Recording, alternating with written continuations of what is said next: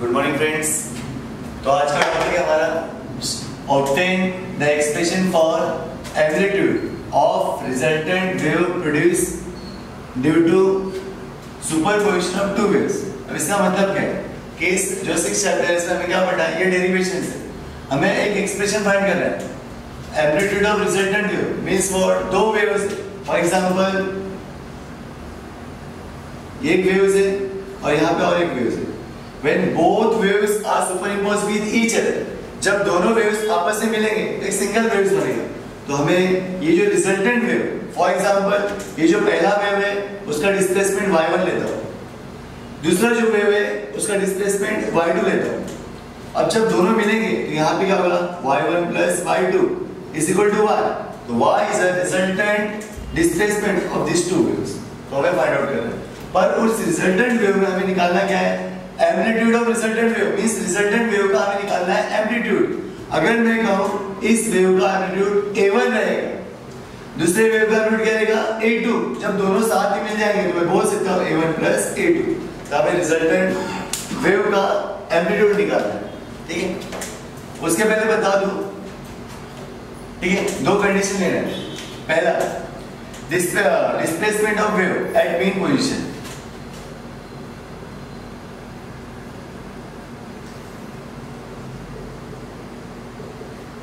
Displacement of particle at mean position वो रहेगा y is equal to a sin omega t। ये equation तुम्हें याद करना है। मीन पोजीशन मतलब 1 1, ठीक है? इक्वेशन 1। सेकेंड, अब ये जो वेव है ये फेज डिफरेंस से आगे चल रहा है। फॉर एग्जांपल एक वेव 90 पे स्टार्ट हुई, दूसरी वेव स्टार्ट हो रही है 100 पे, तो डिफरेंस कितना होगा? 10 का। 100 माइनस 90 इज इक्वल टू 10। तो उसी तरह सेकेंड वेव जो है, ठीक है, y2 is equal to a2 sin omega t plus phi. Phi is a phase difference. Phi is a phase difference. अगर ओमेगा t 2 है और फाई की वैल्यू है 1, तो ये कितना हो गया? 2 plus 1 मींस व्हाट? 3। 3 और 2 में डिफरेंस कितना है? 1। तो जो 1 है इससे phi. Phi is a phase difference. तो दो वेव है, y1 is equal to a1 sin omega t equation 1, y2 is equal to a2 sin omega t plus phi, this is equation 2। ये मीन का है और ये सर्टेन एंगल फेज का है, ठीक है? Now resultant displacement. Resultant displacement, resultant मतलब दोनों को प्लस करना है। y1 plus y2, प्लस को लिखता हूं y। y is equal to ये y1 है plus y2।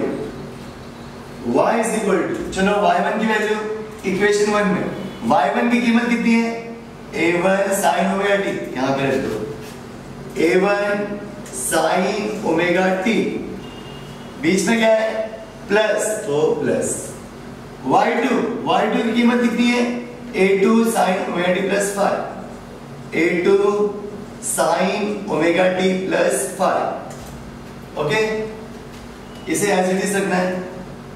y is equal to a1 sin omega t plus a2 as it is। now this is compound angle। sin a plus b का formula है बच्चों, तुमने 11th standard पढ़ा होगा maths में। sin a plus b का formula क्या था? sin a into cos b plus cos a into sin b। ये है तुम्हारा formula, sin a into cos b plus cos into sin b। now ये साइन है, इसे a पकड़ो और इसे b पकड़ो। साइन a, ब्रैकेट डालो, साइन a मतलब omega t into cos b, cos b कौन है? फाई। बीच में क्या है? प्लस, तो यहां पे भी प्लस। cos a कौन है? Omega t. Into sine B, sine B कौन है, फाइव, ब्रैकेट क्लोज, समझा। तो मैंने यहाँ पे फॉर्मूला लगाया साइन ए प्लस बी का, sine A into cos B, ठीक है। अब y is equal to a1 sine omega t as it is plus, now multiply by a2, a2 से ब्रैकेट सॉल्व करना है, a2 इंटू, इसे into करो, a2 into क्या बचा, sine omega t into cos phi, बीच में क्या है प्लस, अब a2 इससे इंटू हुआ, अब a2 इससे मल्टीप्लाई हुआ, तो a2 into cos omega t into sine phi, ठीक है। अब हमें क्या करना है, कॉमन निकालना, इन दोनों को देखो एक साथ, इसमें तुम्हें सेम क्या नजर आ रहा है, देखो साइन ओमेगा टी, यहां पे भी क्या है साइन ओमेगा टी सेम है, तो इसमें से कॉमन निकाल देता हूं,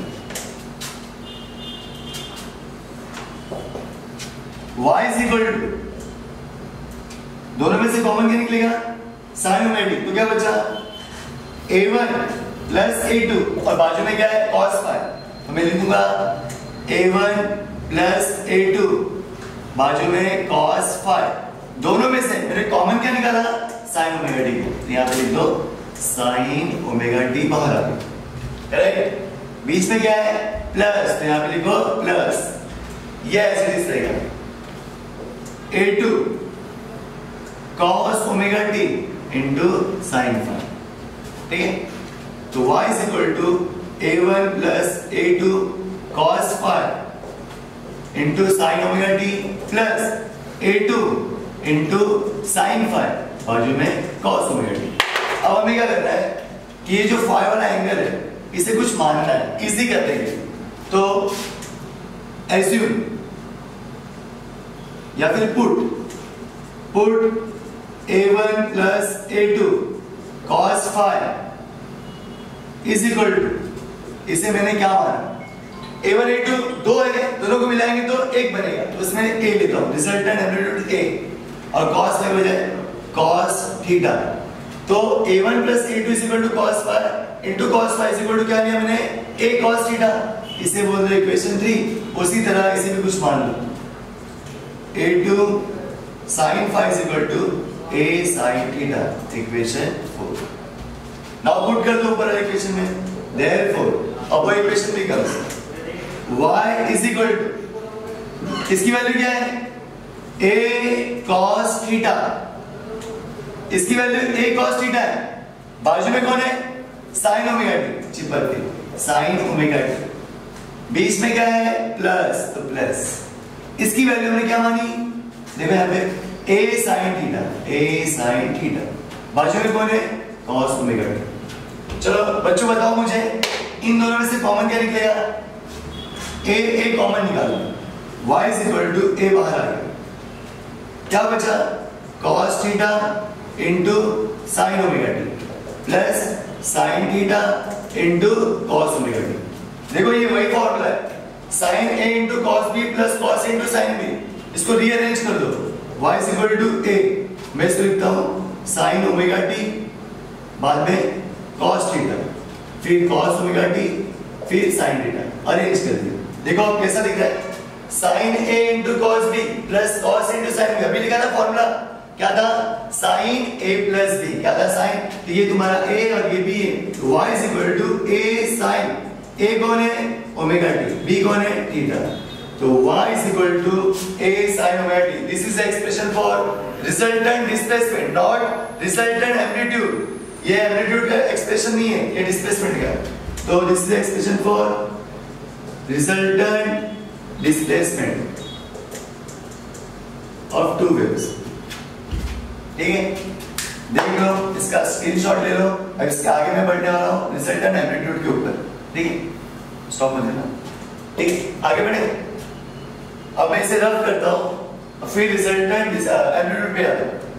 कोई डाउट इसमें नहीं ना?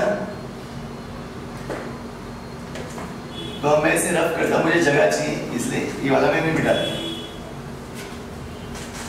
ये हो गया resultant displacement. Now we have to find resultant amplitude. यहां पे मैं लिखता हूं कैसा, रिजल्टेंट एम्पलीट्यूड उसी में ऐड करना है एम्पलीट्यूड। ठीक है, कैसे करेंगे? यहां पे देखो इक्वेशन 3 और 4 को ध्यान से देखो, तुम्हें क्या करना है, इस इक्वेशन 3 और 4 का स्क्वायर करना है, दोनों को प्लस करना है। तो इक्वेशन 3 का स्क्वायर, इक्वेशन 4 का स्क्वायर, दोनों को प्लस करना है। ठीक है, यहां लिखता है squaring and adding, squaring and adding equation 3 and equation 4, equation 3 and 4। Okay, चलो इक्वेशन 3 कौन सा है? ये वाला ना, इसको ले लो, a cos थीटा, क्या करना है उसका स्क्वायर कर लो। दूसरा इक्वेशन बोले a sin थीटा, क्या करना है स्क्वायर करना है, और दोनों को ऐड करना मतलब प्लस करना। जैसे मैंने RHS को स्क्वायर किया ऐड किया, उसी तरह LHS को भी क्या करना है स्क्वायर और ऐड करना है। चलो a cos थीटा की वैल्यू कौन थी? a1 plus a2 cos phi, उसका होल स्क्वायर, बीच में प्लस a sin थीटा की वैल्यू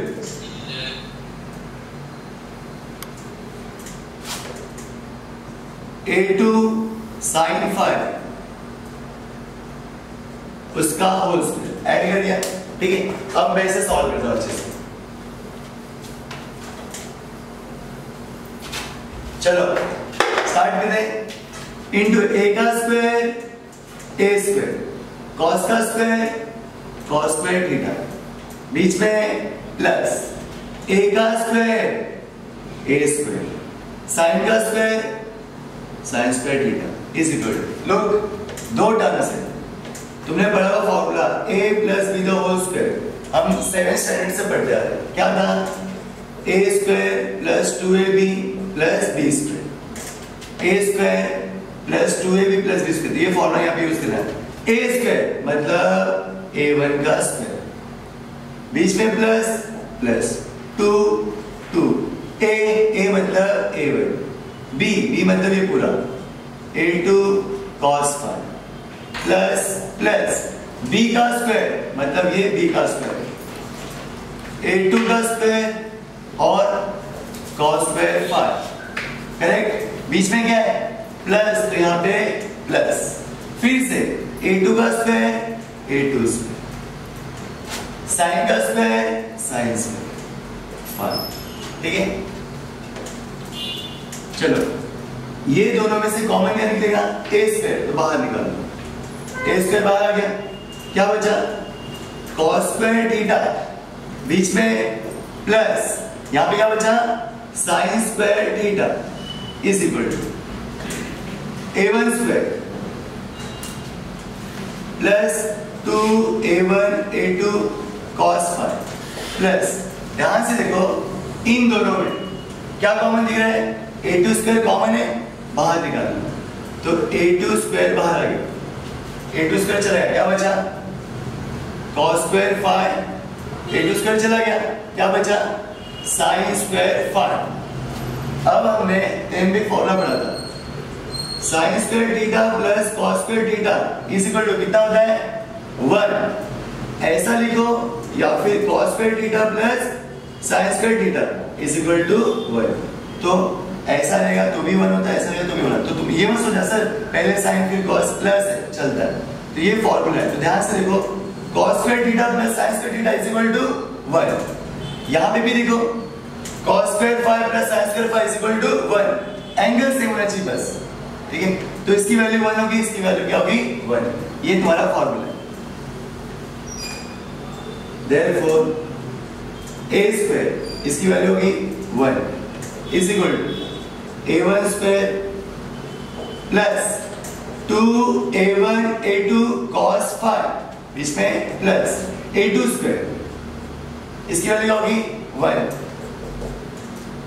तो a square into 1 a square is equal to a1 square plus 2a1 a2 cos phi plus a2 square into 1 a2 square. हमें A square नहीं चाहिए, ए चाहिए। जैसे एक्स स्क्वायर इक्वल टू 2 है, तो x is equal to, जैसे ही 2 हटेगा power, ठीक है, इसे अंडर रूट में आ जाता है 2, ठीक है। अब ध्यान से देखना, जब बहुत सारे टर्म्स हो बीच में प्लस हो तो सेपरेट नहीं लेने का। अगर तुम कहोगे X square equal to A square, तो x इक्वल टू ए बोल सकता हूं, स्क्वायर काट दिया मैंने। बट यहां पे प्लस के साथ और भी टर्म्स है, तो क्या करना तुम्हें पूरे अंडर रूट में लेना है। तो यहां पे हमें ए स्क्वायर ए चाहिए, तो लिखना है taking square root on both side.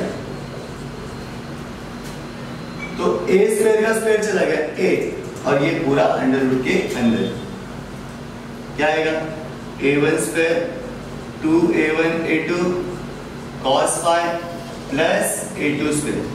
This is your expression for resultant amplitude, ठीक है।